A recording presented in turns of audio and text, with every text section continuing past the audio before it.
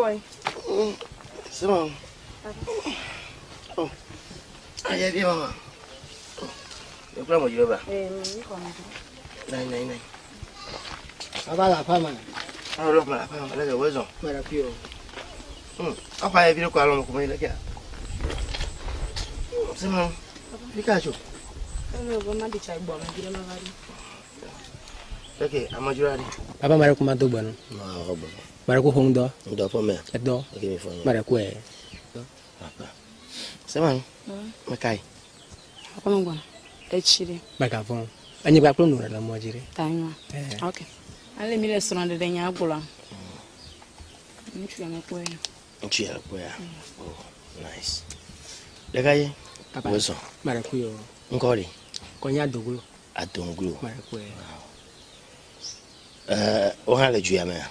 Me liga ka do kuna me tona. Que de Kawala Nenya. Afima ya kpama. Ei menya va fia ko madu ba ma bala hoya ma totroga gba.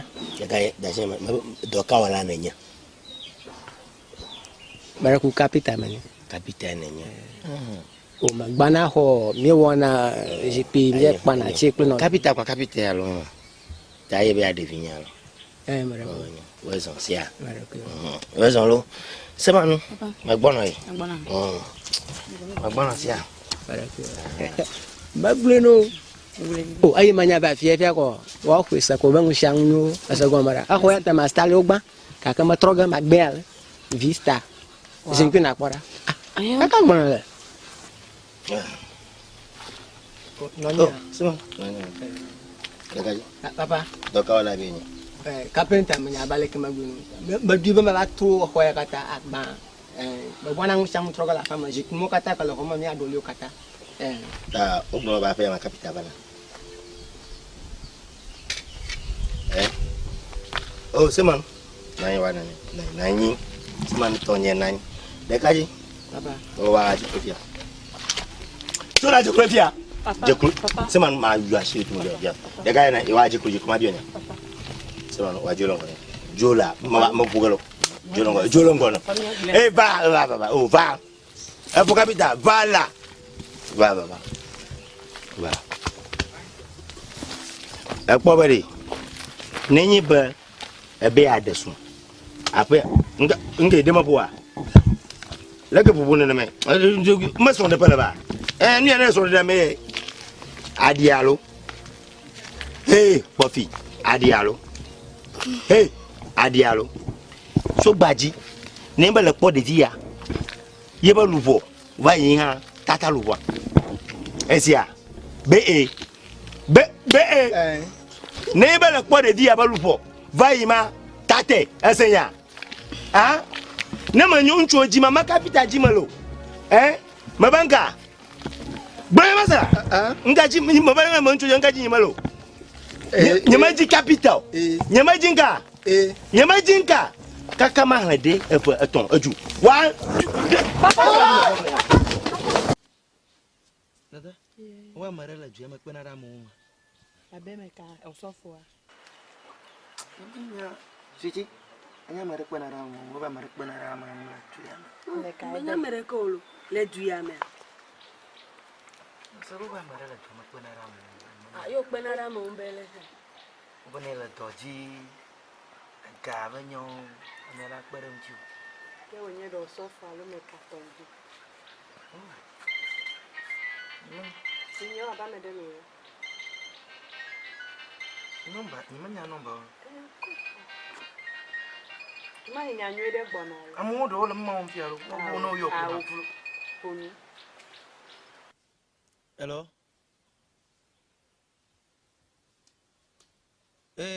Enye kponyo.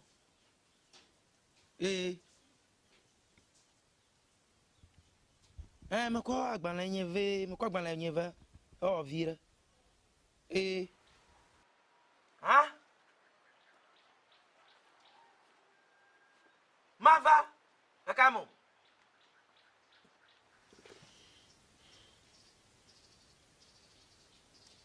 Monday. Time, mereku time ka.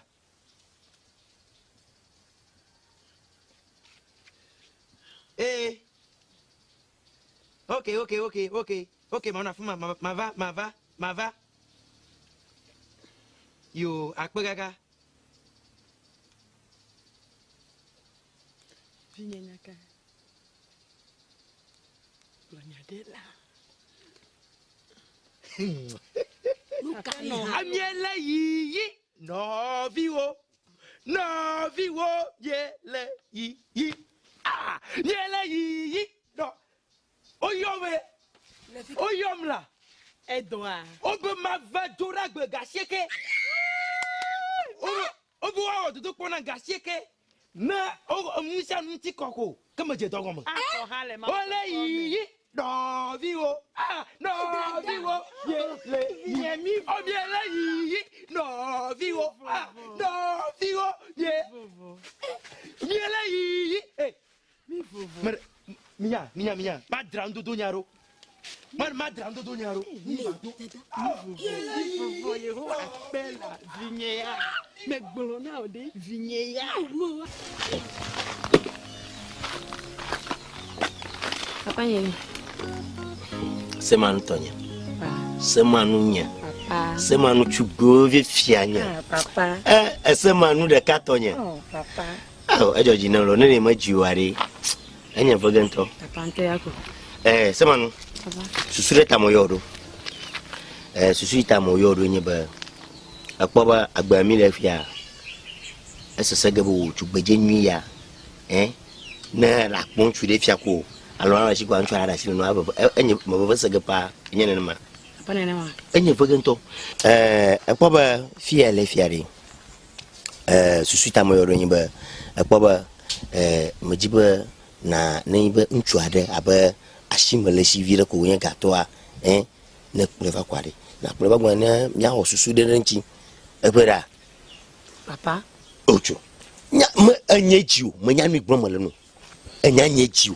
Ese me agomada enye jiu on to kofia mi leda ejoji no wa ejoji na mo afia tan matemna amada kwera no kwala kwiba ewoge na ma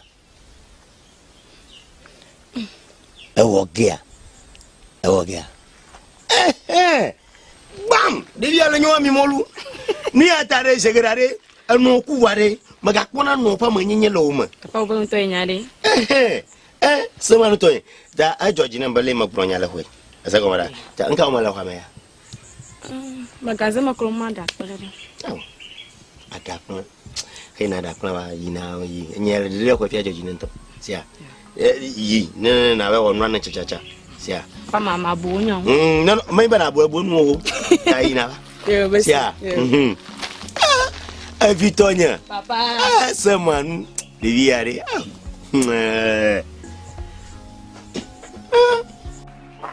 Ola yemi awezo mi zo de won ka gara fi anu ekuri nu komo gbogbo e me ya wi o wa ko dai ya ko nzi ale ke she ajile nya jo semanu leke afan fika papa ri abe ya gba ya me kule do onye fechura papa va de kemia mama konye funye nyu ya ko va ile gbe me ka se mi awe mo ku enele e mo ku eno dochu me bede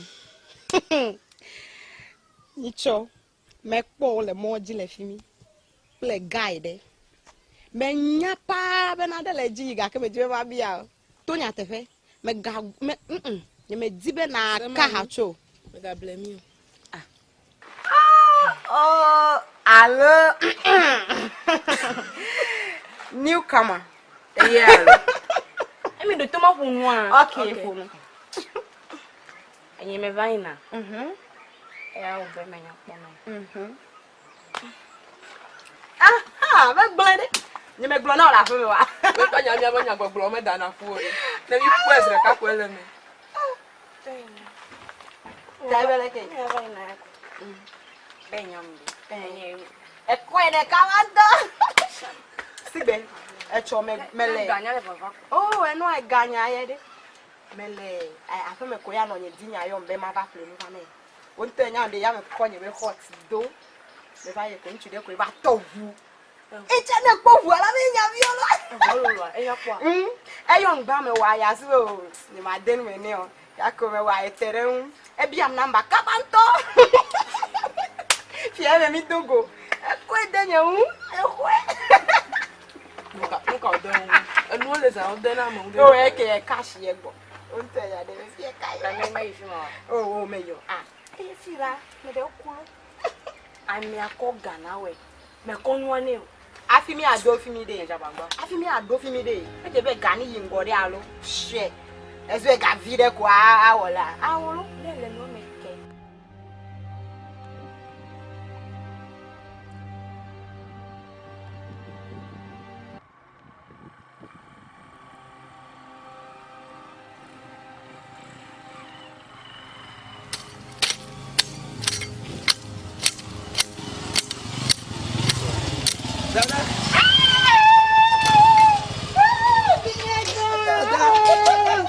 Allez, la femme. Non, tu m'as fait prendre mon tuto. Por que nega di toda? Agora. Ok. Dada. Il a fait, ouais. Me bon. Oh, bon. Ele é dori. Oh, on ma bon mania, non. Il dit qu'à se plaire. Non, quoi,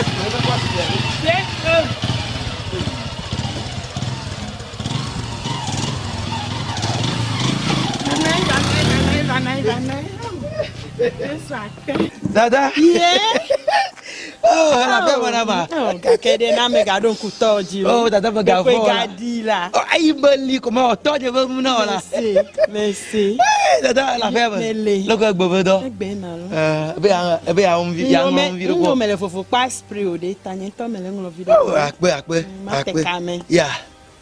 Oh, dada mai. Mai la. Oh, ayo on siam nam la. O dodo po kata.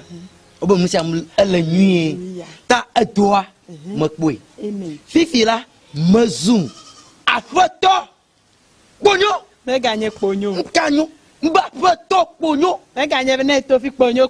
Afeto ponyo. Afoto ponyo. Aye ho wa. Me ko voro. O me me je to agoma. Afa ona ma fa. Me voro. Ne me je to agoma ko. Avuka aswasinya. Wo de ka. Me be nyere kala. Yehowa. Ta ne na yom la. Afoto ponyo na glo. Yes. Agbe. Be miele yi. No vivo. Oh, hallelujah. No vivo miele. Dada, note. Mai ya yira gbo. Ya yira du la sonya fifi. Aje mi on de la nyaji. Ya me be nu ka di. Oh, ya me gati jo. Oh, ad ma dan de ko daddy de. Me gati jo ba ya yira gbo me vala. E vinye ya lolo ele vivine la. Je ma dan de ko daddy ne o. Yaji.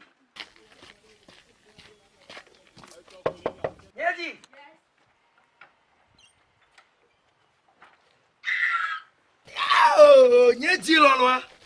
On t'en soucie. Soucie là.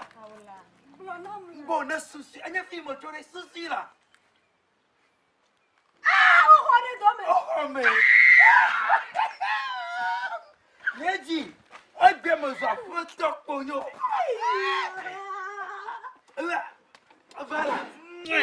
Ore. Made okwe. Esenya. O kombre tomala. Moye tore de mo ko kombre oro. O nanhu. O me ma cheto ko wana hu yere ka. Mo povo. Afa. O ne ma paka yere ka. Ni mo ko cheto ko mo ko. O ke to so asinya.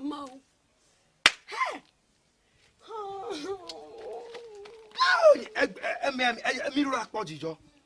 O bẹ ti bọ̀bọ̀ lí bọ̀bọ̀. O bẹ ti bọ̀bọ̀ lí bọ̀bọ̀. Ẹyin o lè lọ, àmìjọ. Mi rò kọ́ mẹ́.